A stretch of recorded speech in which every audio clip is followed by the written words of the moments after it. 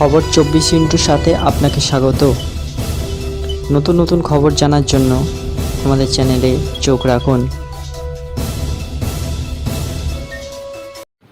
নমস্কার দর্শক বন্ধুরা, স্বাগত আমাদের এই চ্যানেলে। এগরার খাদিকুলের পর এবার কোলাঘাটের পয়াগ্রাম। বছর ঘুরতেই পূর্ব মেদিনীপুরে আবার বিস্ফোরণ, আস্ত কারখানা তছনছ।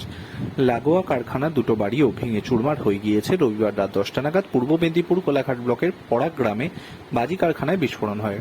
বেশ কয়েকদিন ধরেই বাজি তৈরির সঙ্গে যুক্ত এই গ্রামের একাংশ।